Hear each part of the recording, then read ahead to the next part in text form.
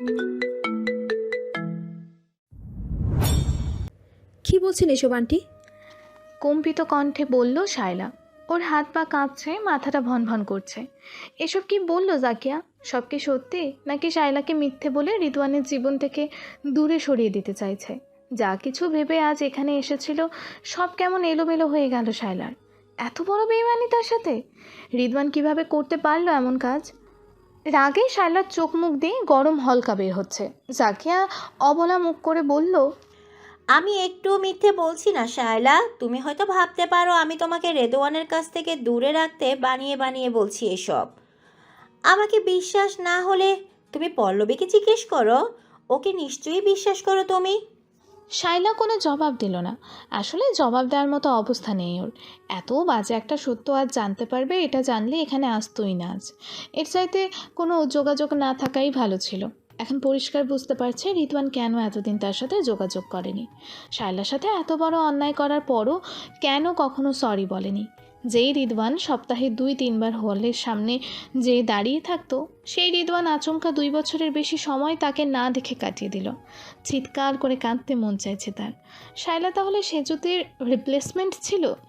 যেই না সেজুতিকে পেয়েছে অমনি শায়লার থেকে মন উঠে গেছে তার। শায়লার শরীরটা জ্বলছে অপমানে। ওর মন চাইছে এখান থেকে চলে যেতে। চলে যাওয়ার কথা ভেবে উঠে দাঁড়াতেই ওয়াহেদকে দেখা গেল। পল্লবীও রান্নাঘর থেকে উকি দিল। ওয়াহেদ শায়লাকে দেখে খুশি হলো। আরে তুমি এসেছো, কখন এলে শায়লা মামনি? এত দেরি করে এলে কেন? হৃদয়নটা বিকেলেই বেরোলো, কি যেন কেনাকাটা বাকি আছে ওর। রিদওয়ান নেই শুনে শায়লা যেন স্বস্তি পেল। অনেকটা ঝোঁকের বসে এখানে এসেছিল, এখন ভুলটা শুধরে নেওয়ার সুযোগ পেয়েছে। পল্লবী এসে শায়লাকে জড়িয়ে ধরল। আল্লাহ শায়লা, তুই আমাদের এইভাবে ভুলে গেছিস? রোদেলা তোর কথা বলতে বলতে পাগল বানিয়ে ফেলে। শায়লা অনুচ্ছায় হাসল। কোথায় ও? ওকে নিয়ে আসো ভাবি। রোদেলা ওর বাবার সাথে বেরিয়েছে, চলে আসবে কিছুক্ষণ মধ্যে। ও ম্রিয়মান গলায় বলল শায়লা। পাশ থেকে জাকিয়া পল্লবীকে ডাকে। শোনো, ওকে নিয়ে যাও তোমার ঘরে, গল্প করো দুজনে মিলে। শায়লা অবাক নয়নে জাকিয়াকে দেখলো এক পলক। হুট করে এত ভালো মানুষই কেন দেখাচ্ছে জাকিয়া? এত উদারতার কারণই বাকি। ওয়াহেদ বলল, হ্যাঁ, এতদিন পরে এলো মেয়েটা। পল্লবী, হৃদয়নকে ফোন দাও একটা, দেখো কোথায় আছে। দিচ্ছি বাবা। এই শায়লা চল ওই ঘরে। পল্লবী শায়লাকে হাত ধরে টেনে নিয়ে এলো নিজের ঘরে। সোফায় বসিয়ে দিয়ে নিজে ওর পাশে বসলো। ফোন হাতে নিতেই শায়লা ওর হাত চেপে ধরলো। কি করছো ভাবি? রিদওয়ানকে ফোন দি, বলি তুই এসেছিস। শায়লা মাথা নাড়ে। প্লিজ বলো না কিছু, ফোনই দেই না। পল্লবী অবাক হয়ে শায়লার হাত ধরে জানতে চাইল, তোরা রিদওয়ানের মধ্যে কি ঝগড়া হয়েছে? তুই এ বাড়িতে আসিস না একদমই, রিদওয়ানও তোর কথা বলে না কখনো। শায়লা কি হয়েছে বলতো আমাকে। শায়লা নিজেকে সামলে নেওয়ার চেষ্টা করছে। মুখে জোর করে হাসি ফুটিয়ে বলল, তুমি ভুল ভাবছো, তেমন কিছু হয়নি। দুজনেই পড়ালেখা নিয়ে ব্যস্ত আছি। পল্লবী শায়লার চোখে চোখ রাখতে শায়লা নজর নামিয়ে নেয়। পল্লবী ওর চিবুক ধরে মুখটা তুলল। আমার সাথে মিথ্যে বলছিস? কি হয়েছে বলবি তো? কি নিয়ে ঝগড়া হয়েছে তোদের? অনিচ্ছায় শায়লা চোখ থেকে জল গড়িয়ে পড়ল কয়েক ফোঁটা। আবেগ নিয়ন্ত্রণ করতে সে তার ঠোঁট কামড়ে ধরল। শায়লাকে আগলে নিল পল্লবী। কাঁদছিস কেন পাগলি? রিদওয়ান কিছু বলেছে তোকে? শায়লা মাথা নাড়ে, কান্না গিলে নিয়ে নাক টেনে বলল, আমি কিছু জানতে চাই ভাবি, সত্যি উত্তরটা দিবে তো? পল্লবীর কপালে ভাঁজ পড়ল। তোকে মিথ্যে বলবো কেন শায়লা? শায়লা আকুল গলায় জানতে চাইল, তাহলে বলো, সে যদি কে? রেদওয়ান আর সে যদি কি একে অপরকে ভালোবাসতো, তাহলে আমাকে বিয়ে করলো কেন? পল্লবীর মুখ ফ্যাকাশে দেখায়, কম্পিত কণ্ঠে শুধায়। সেজুতির কথা কে বললো তোকে? কিভাবে জানলি তুই? শায়লা হেলায় হাসল। কিভাবে জেনেছি তা দিয়ে কি হবে ভাবি? তুমি আমাকে বলো, এসব সত্যি কিনা প্লিজ ভাবি। পল্লবীর গলা কাঁপে। শায়লা অনেক পুরনো কথা এসব, এখন এসব জেনে কি হবে শায়লা? তুই রিদওয়ানের বউ, এটাই সত্যি, বাকি সব মিথ্যে। তার মানে সব সত্যি? শায়লার কণ্ঠ কঠোর শোনায়। পল্লবী তাকে বোঝানোর চেষ্টা করলো। সত্যি মিথ্যে যাই হোক, কোনো কিছুতে কিছু যায় আসে না শায়লা। তুই আর রিদওয়ান স্বামী স্ত্রী, এটাই একমাত্র সত্যি। পুরনো কথা কেন টানছিস বুঝতে পারছি না তো। শায়লা ছলো ছলো নয়নে পল্লবীকে দেখল। তুমি জানো ও ইউকে কেন যাচ্ছে? কারণ ওখানে সে যদি আছে। পল্লবী হাঁ করে তাকিয়ে থেকে বলল, অসম্ভব, এমন কিছু হতেই পারে না, তুই ভুল জেনেছিস। শায়লা গোয়ারের মতো মাথা নাড়ে। এতদিন সব কিছু ভুল জেনেছি ভাবি, এখন সব ঠিকঠাক জানছি। সে যদি রেদওয়ানের জীবনে খুব বড় কিছু না হতো, তাহলে ও আমাকেও সে যদির কথা জানাতো। পল্লবী শায়লার হাত জড়িয়ে ধরে। শায়লা, খামোখাই মাথা গরম করছিস, পুরো ঘটনাটা শুনে এমন মন্তব্য করা অনুচিত। আর রেদওয়ানকে ভুল বুঝে নিজেদের সম্পর্কে ঠুকানো বানিয়ে দিচ্ছিস কিন্তু তুই। এমন করিস না বোন, তোর যদি কিছু জানার থাকে তাহলে রেদওয়ানের সাথে কথা বল, সব মিটিয়ে নে। শায়লা অসহায় চোখে দেয়ালের দিকে তাকিয়ে থেকে আনমনা হলো। যে তার কোনো গোপনীয়তার ভাগ দেয়নি আমাকে, তার সাথে কি মেটাবো ভাবি? আমি কি এতটাই ঠুনকো? বাবাহীন জীবন আর বিলাসী মানুষও নেই বলেই কি আমার সাথে যা খুশি তাই করা যায়? আমি তো কাউকে এই অধিকার দেইনি। কেন এমন করলো রেদওয়ান আমার সাথে? পল্লবীকে অসহায় দেখায়। ঘটনা কোন দিকে মোড় নিচ্ছে কিছুই বুঝতে পারছে না। সেজুতির কথা কে বলল শায়লাকে সেটাও বুঝতে পারছে না। সে মরিয়া হয়ে বলল, দেখ শায়লা, রেদওয়ান 2 বছর বা তার বেশি সময়ের জন্য দূরে চলে যাবে। আজ এসেছিল, ওর সাথে কথা বল, সময় দে ওকে। চাইলে ওর কাছে কৈফিয়ত চা, শুধু শুধু ভুলভাল কাজ করে জীবনটাকে জটিল করে তুলিস না। শায়লা উঠে দাঁড়ালো, ব্যাগটা কাঁধে তুলে বলল, যার জীবনে কোনো অধিকার নেই তার কাছে কিসের কৈফিয়ত চাইব? কারো জীবনে অনধিকার চর্চা করার অভ্যাস আমার নেই। রিদওয়ান তার সেজুতির সাথে ভালো থাক, আমাকে ছাড়া রিদওয়ানের জীবন ভালো চলছে। ভালো থেকো। পল্লবী কিছুটা চেঁচিয়ে উঠল। শায়লা, যাস না এভাবে, শুনে যা একবার। শায়লা শুনল না। সে দরজা খুলে কোনো দিকে না তাকিয়ে বেরিয়ে গেল। রিদওয়ানের বাড়ি থেকে বেরিয়ে কিছু দূর গিয়ে শায়লা দুহাতে মুখ ঢেকে কেঁদে দিল। কেন বারবার বেহায়ার মতো এই বাড়িতে ছুটে আসে শায়লা, যেখানে প্রতিবার তাকে চোখে জল নিয়ে ফিরে যেতে হয়? সে কি এতই ফেলনা যে বারবার কাঁদবে অকারণে? শায়লা দূর থেকে বাড়িটাকে দেখলো এক নজর, জলে ভেজা চোখে মনে মনে পণ করলো আর কোনো দিনও আসবে না এই বাড়িতে, কোনো দিনও না। রিদওয়ানের ফিরতে ফিরতে বেশ রাত হলো। ততক্ষণে সবার খাওয়া শেষ। জাকিয়া বসেছিল ওর জন্য।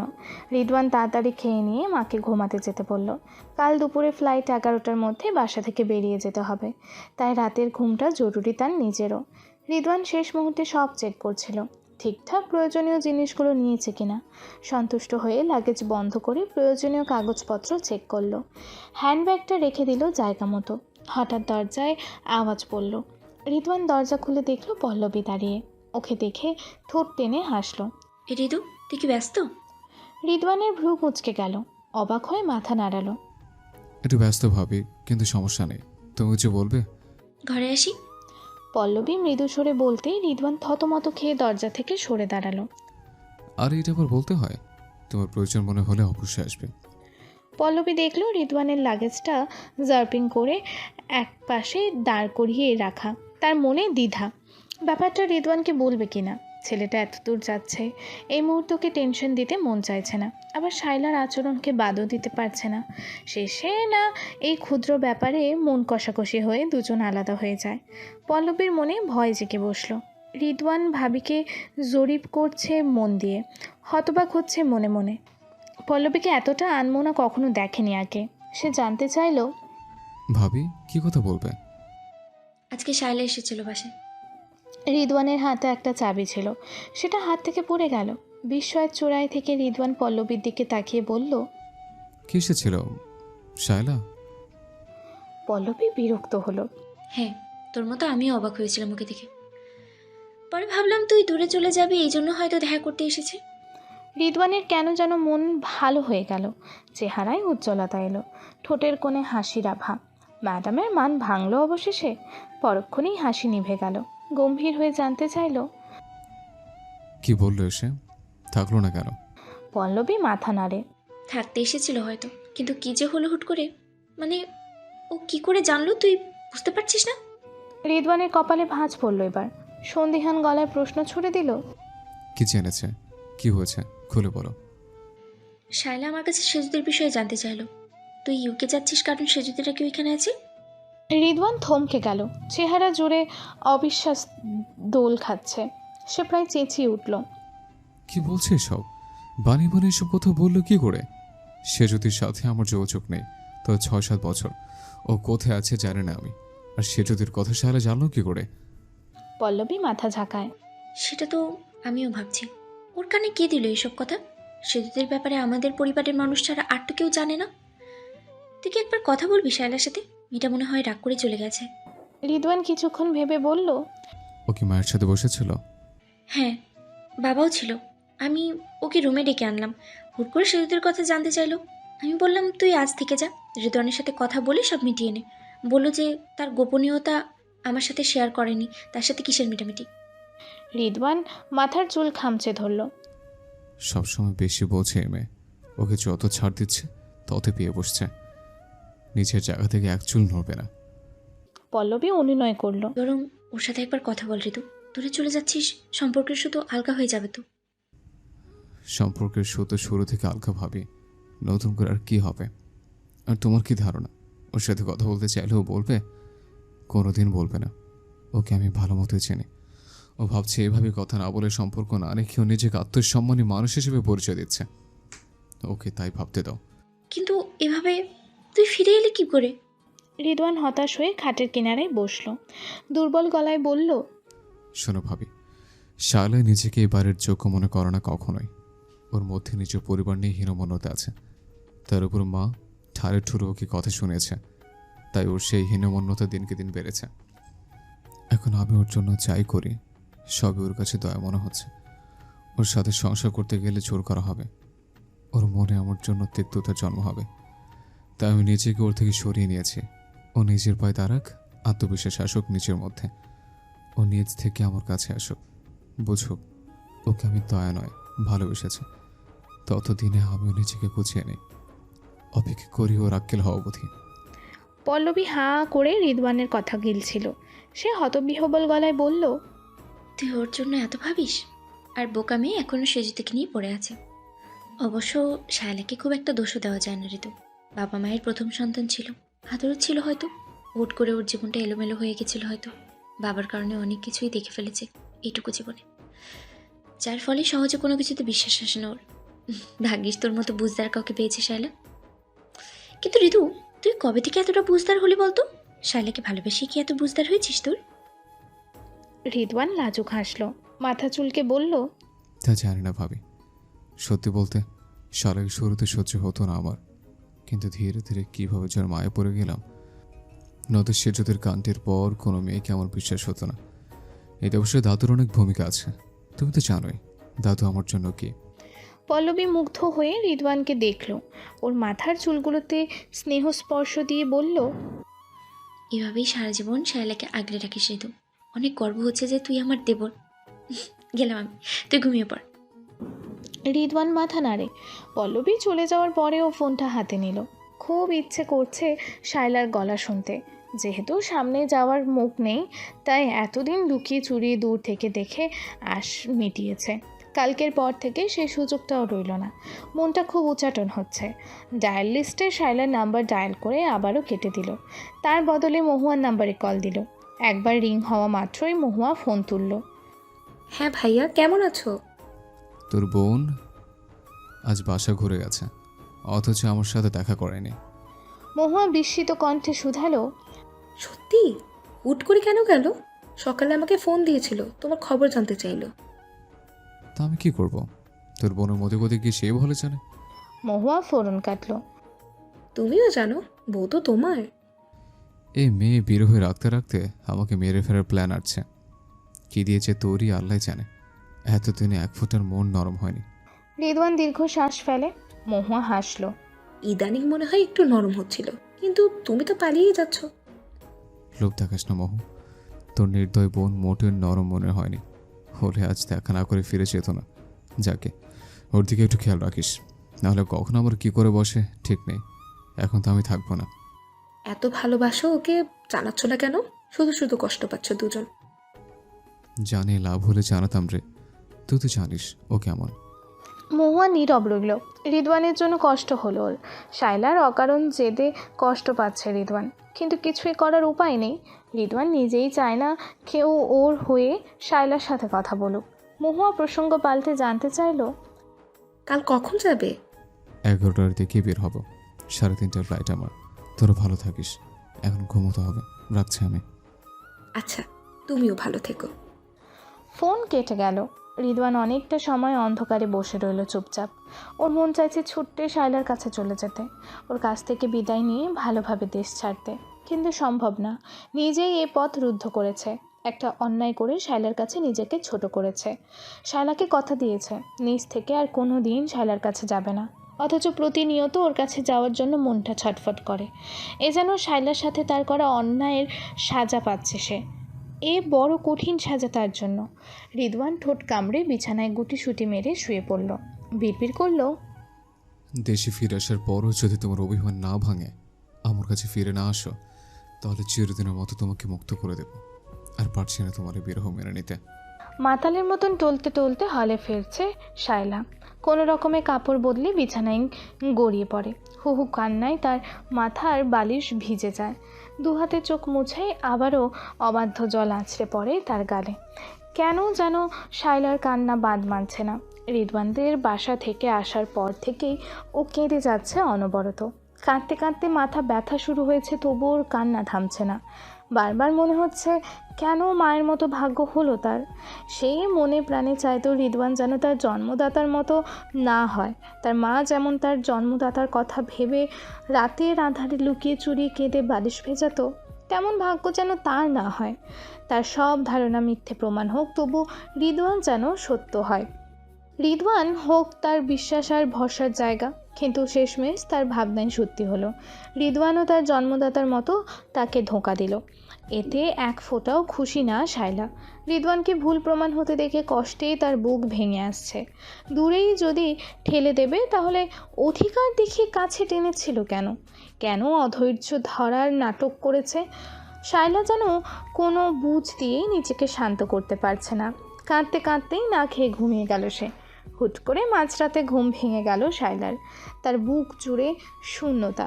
কিসের আশায় মাতালের মতো অন্ধকারে এদিক ওদিক হাতড়ে মোবাইল খুঁজল। মনে পড়লো ব্যাগ থেকে ফোন বের করা হয়নি। কোনো রকমে উঠে যেয়ে ব্যাগ থেকে মোবাইল বের করে আবারও বিছানায় এলো। ফোন ওপেন করে দেখলো কারো কল এসেছে কিনা। না, কেউ ফোন করেনি, না রিদওয়ান না অন্য কেউ। আচ্ছা, রিদওয়ান কি তার বাসায় যাওয়ার খবর পায়নি? তবুও একবারও ফোন দিয়ে জানতে চাইল না কেন শায়লা তার সাথে দেখা করতে এসেও না দেখা করে চলে এলো? কেন ফোন দিল না? 2 বছর শায়লা তার খোঁজ নেয়নি সেজন্য, নাকি নিজ থেকে আর ওর খবর নেবে না বলেছিল সেজন্য? কিন্তু শায়লা তো গেছিল রিদওয়ানের সাথে দেখা করতে, তাহলে রিদওয়ান কেন একবারও তাকে ফোন দিল না? পরক্ষণেই নিজেকে সান্ত্বনা দিল শায়লা। কেন দেবে ফোন? এখন কি শায়লাকে প্রয়োজন আছে তার?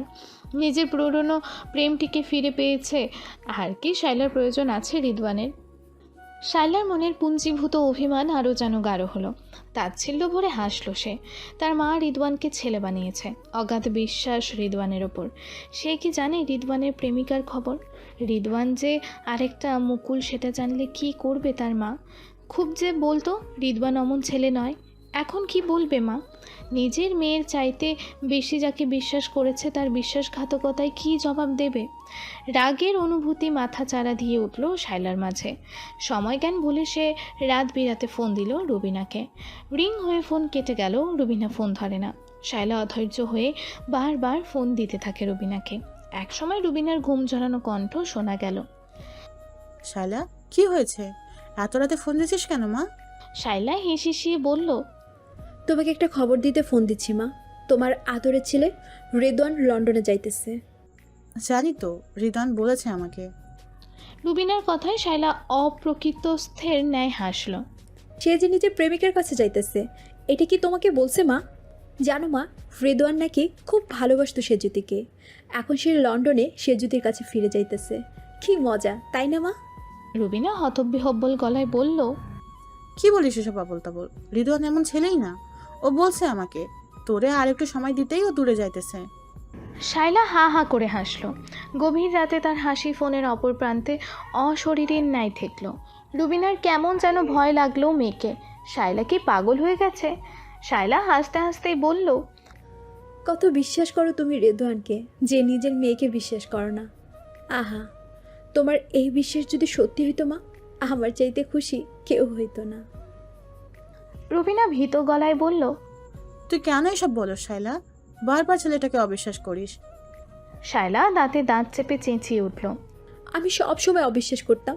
আজ সেই অবিশ্বাস কেন সত্যি হলো মা? তোমার বিশ্বাস হয় না তো? জিজ্ঞাসা করো তোমার রেদওয়ানকে, বলুক সে যদি নামের কেউ নাই। রুবিনা হতাশ গলায় বলল, এ কি পাগলামি শায়লা? রিদওয়ান সে কবে থেকে তোর সাথে সংসার করতে চায়, তুই চাস না বলে ছেলেটা তাও মেনে নিল, তোকে নিজের পায়ে দাঁড়ানোর জন্য সময় দিল যাতে ওদের সামনে হীনমন্যতায় না ভুগিস, তবু আজ খুঁজে খুঁজে ওর দোষ বের করছিস। শায়লা কেঁদে দিল, ফোপাতে ফোপাতে বলল, নিজের স্বামীর সাথে অন্য মেয়ের সম্পর্কের কথা শোনা কি দোষ ধরা মা? তুমি বুঝতে পারছো না আমার কেমন লাগতেছে? ওই লোক যখন তোমাকে ফেলে আরেকটা বউ নিয়ে আসছিল, তোমার কেমন লাগছিল মা? তুমি কি ভুলে গেছো সেই সব দিনের কথা? এতক্ষণে যেন রুবিনার ঘুম ভাঙল, বিছানায় উঠে বসলো। সে বুঝতে পারছে না শায়লা এসব কথা শুনে কোত্থেকে। ফোনের অপর প্রান্তে শায়লা কান্না শুনে তার অস্থির লাগছে। তার জীবনের ঝড়ের রেশ পুরোটা শায়লার উপর দিয়েই গেছে। স্বামীর প্রতারণার দুঃখে নিজেকে সামলাতে বড্ড বেগ পেতে হয়েছে। তখন শায়লাকে সময় দিতে পারেনি, উল্টো মাঝে মাঝেই রাগ দেখিয়ে ফেলতেন মেয়ের উপর। রুবিনার কেন যেন মনটা খচখচ করে উঠল। সে মেয়েকে শান্ত করতে জানতে চাইল, তোকে কে বলেছে সেজুতির কথা? আচ্ছা যেই বলুক, ধর সেজুতির সাথে সম্পর্ক ছিল, কিন্তু এখন তোর জীবনে তুই আছিস, তুই ছাড়া আর কেউ নেই। আর রিদওয়ানকে যতটুকু বুঝেছি সে এমন করার মানুষ না। তাহলে ও আমাকে ফোন দিল না কেন? আমি আজ ওর বাড়িতে গিয়েছিলাম ওর সাথে দেখা করতে, ওকে না পেয়ে ফিরে এসেছি। এ কথা জানার পরও ও আমাকে ফোন দেয়নি, অথচ কাল ও ইউকে যাইতেছে মা। আমার সাথে দেখা না করে চলে যাবে মা। ও বলে আমার জন্য এত পাগল, তাহলে দেখা না করে কেন যাবে? শায়লার যুক্তি ফেলনা নয় বুঝে রুবিনা খানিকক্ষণ চুপ রইল, তারপর বলল, তুই চলে আসছিলি কেন? রিদওয়ানকে বিদায় দিয়ে ফিরতি, ওর কাছে জানতে চাইতি সেজুতির কথা। আর রেদওয়ান আমাকে সব বলতো, তাই না? কোনোদিন দেখেছো চলনাময় পুরুষ নিজের দোষ বলে? ওর মন যদি পরিষ্কার হইতো তাহলে ও নিজ থেকে বলতো সে জ্যোতির কথা। কিন্তু তোমাকে এসব বলে কি হবে? তুমি তো বুঝবা না আমাকে। তুমি দাদা যান মহুয়া, তোমরা কেউ আমাকে বুঝবা না। সবাই খালি রেদওয়ানকেই বোঝে। তুমি যে কষ্টে জীবনটা কাটাইলা, সেই একই কষ্টের মধ্যে আমাকে ফেললা। মা হয়ে কেমনে পারলা মা? রেদওয়ানও আমার সাথে ছলনা করলো। তোমরা সবাই মিলে আমার জীবনটা নষ্ট করে দিলা। আমি তোমাদের কোনো দিন মাফ করবো না মা, কোনো দিন না। রুবিনা পাগলের মতন শায়লা শায়লা করছে, কিন্তু শায়লা শুনল না। সে ফোন কেটে দিয়েছে। তার হৃদয় ভেঙে খান খান যাচ্ছে। ভাগ্যিস হৃদয় ভাঙার শব্দ শুনতে পাওয়া যায় না, না হলে আজ এই হস্টেল রুমে প্রলয় হতো। শায়লা হাহাকার করে কাঁদে। বৃহস্পতিবার রাত বলে তার রুমের বাকিরাও নেই যে শায়লাকে সামলে নেবে, সান্ত্বনা দেবে। শায়লা হুহু কান্নায় ভেঙে পড়ে। আকাশ বাতাস কাঁপিয়ে কাঁদে মেয়েটা। কাঁদতে কাঁদতে রাগ ওঠে ওর। কেন কাঁদছে ও? কার জন্য কাঁদছে? ওই প্রতারকের জন্য? কেন পাচ্ছে ও রিদওয়ানের জন্য? কেন? আজ থেকে আর কষ্ট পাবে না, একদম না। সব কষ্ট থেকে চিরমুক্তি নেবে সে। লাইট জ্বালিয়ে টেবিলের ড্রয়ার খুলে আতিপাতি করে কিছু খুঁজে চলেছে শায়লা। ওদিকে শায়লা ফোন রাখার পর থেকেই রুবিনার মনটা ছটফট করছে। শায়লাকে আজ একদমই স্বাভাবিক লাগলো না। ভীষণ দুর্বল মনের এক মেয়ে মনে হয়েছে। সে জানে শায়লা মনের দিক দিয়ে অনেক শক্ত দেখালেও তার মনটা কাদা মাটির মতোই নরম। স্বভাবে অনেক চাপা, সহজে কাউকে মনের কথা বলতে পারে না। সেই মেয়ে আজ কত কথা বলে গেল। ভীষণ চিন্তায় রুবিনার শরীর ঘামছে। মেয়েটা আবারও কোনো পাগলামি না করে। থাকতে না পেরে মহুয়াকে ফোন দিল। রাত জেগে পড়ালেখা করে মহুয়া, হয়তো এখনও জেগেই আছে।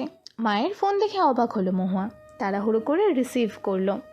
হ্যালো মা, কি হয়েছে? এত রাতে ফোন দিলে? দাদুর শরীর ঠিক আছে? তুমি ঠিক আছো? আমরা ঠিক আছি মহুয়া, কিন্তু শায়লার জন্য চিন্তা হচ্ছে। কিছুক্ষণ আগে আমাকে ফোন দিয়ে কী সব উল্টাপাল্টা বললো, তারপর ফোন কেটে দিল। এখন ওর ফোনও ঢুকছে না। তুই একটু দেখবি? মহুয়া বিরক্ত হলো। এই বড় আপাটা দিন দিন কেমন যেন হয়ে যাচ্ছে।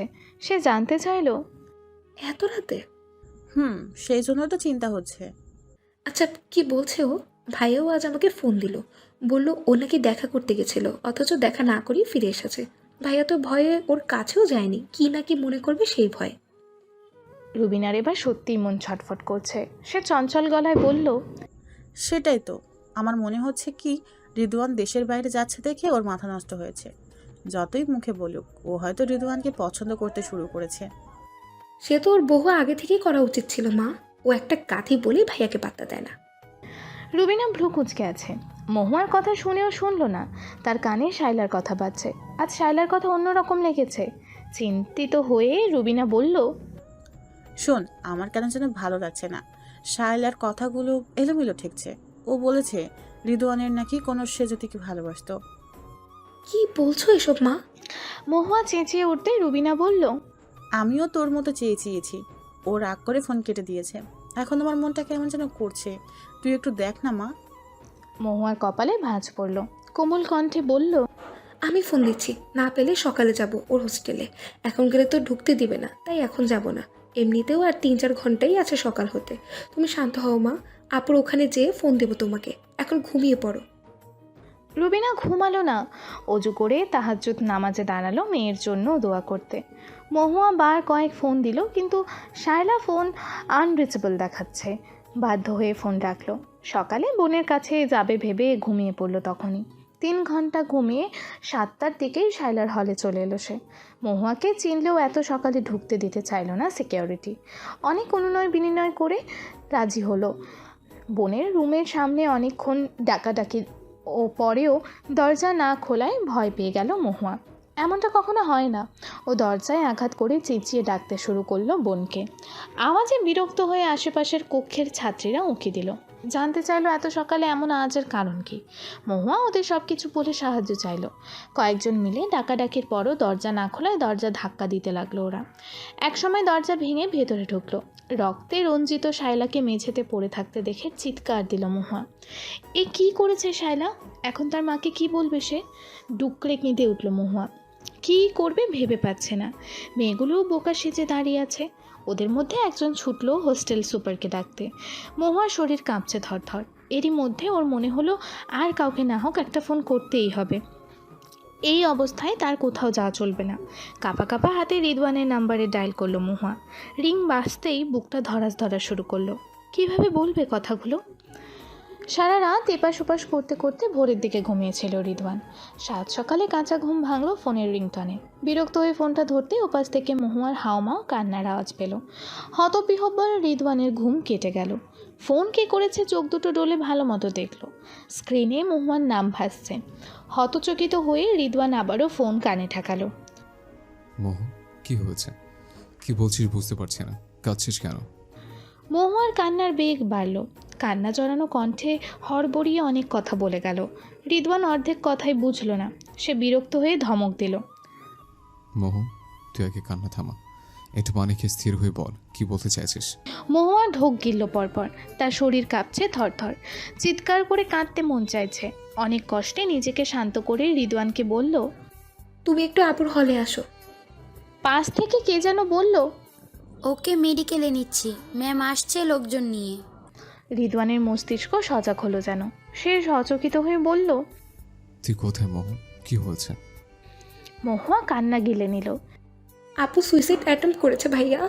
রিদওয়ান না বুঝে চেঁচিয়ে উঠল। কে? কার কথা বলছিস? মহুয়া এবার আর নিজেকে সামলে নিতে পারল না।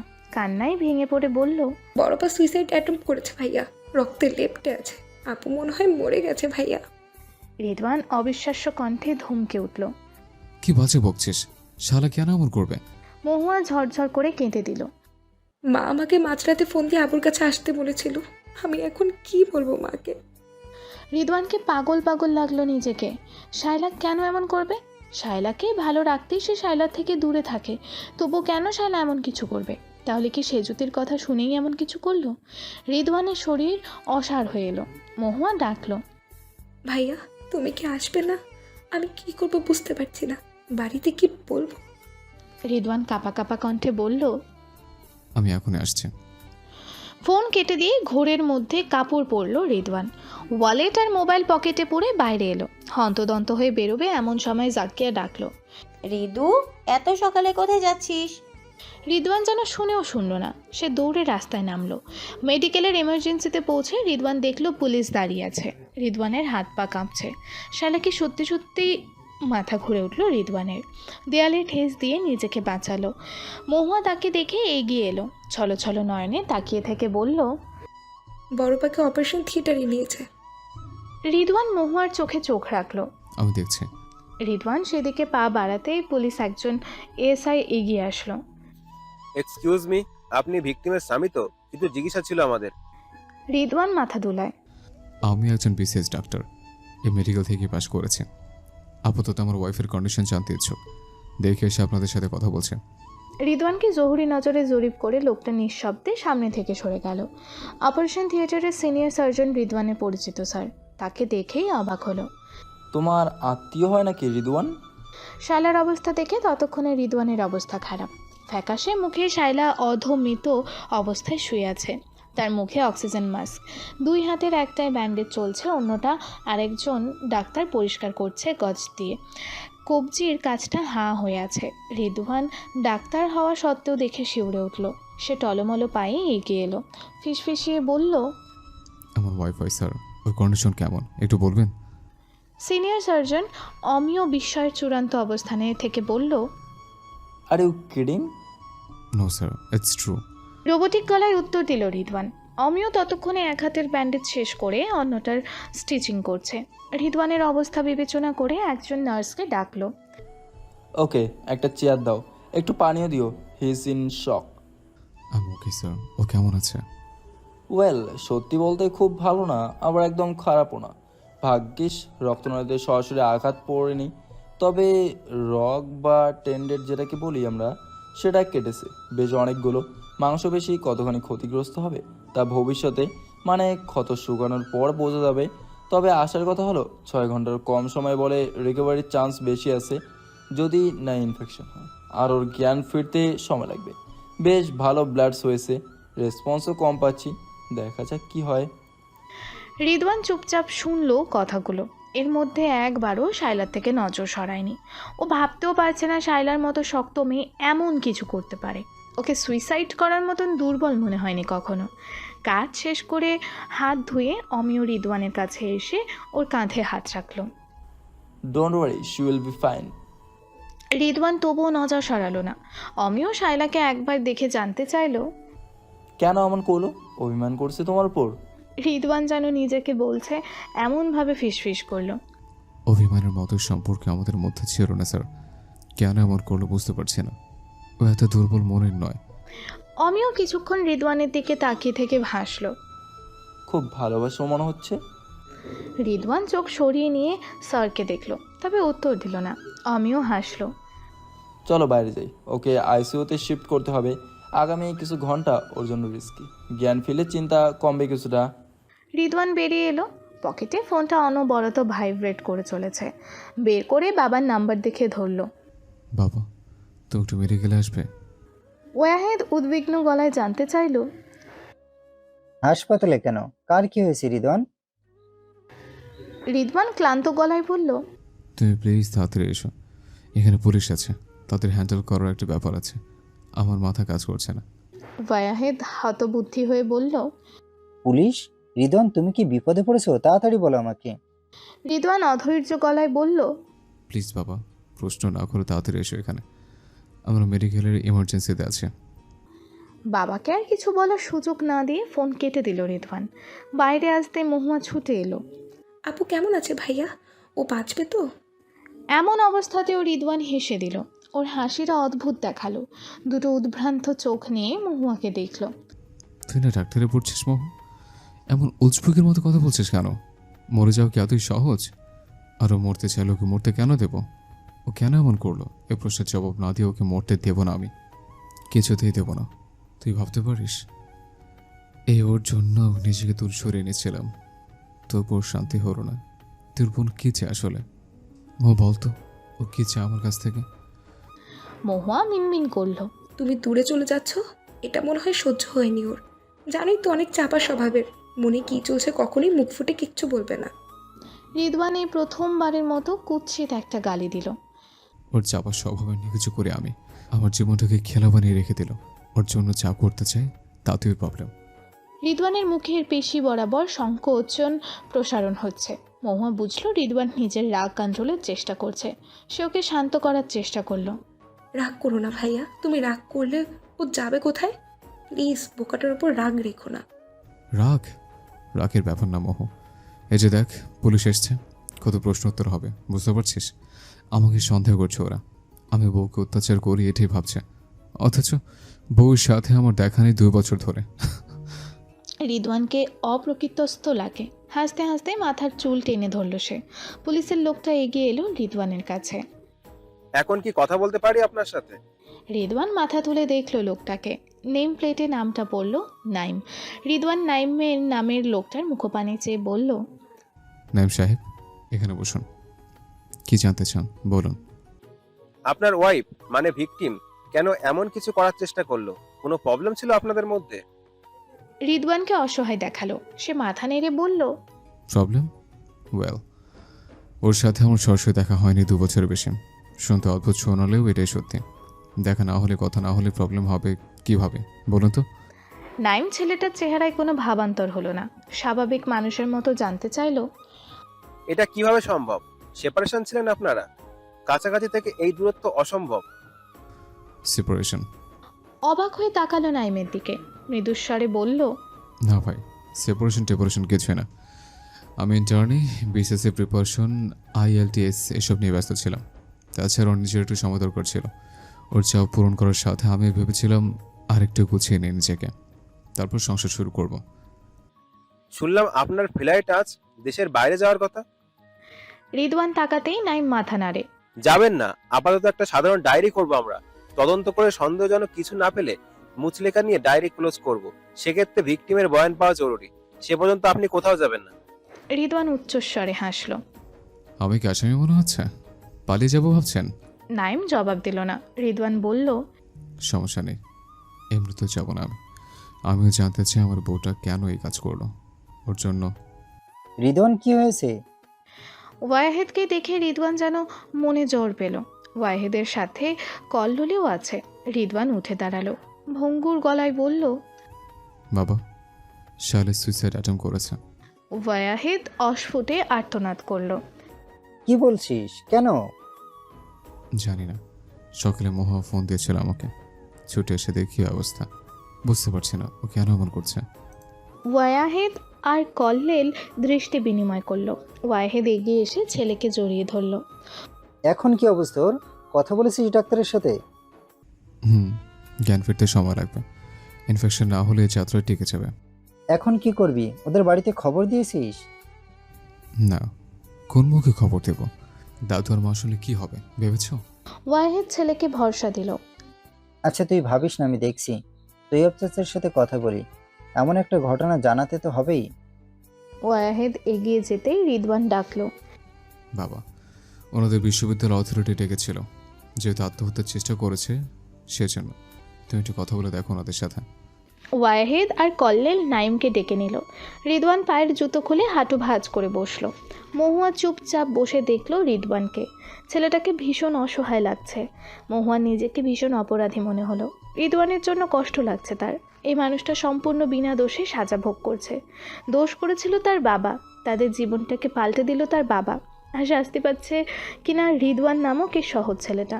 বড় আপাটা এমন গাধা হলো কবে থেকে, যে শায়লা তাদেরকে সবসময় স্ট্রং হওয়ার পরামর্শ দিত, জীবনকে যুদ্ধের ময়দান ভেবে মোকাবেলা করার সাহস দিত, সে আজ নিজেই নিজের জীবন নিতে চাইলো।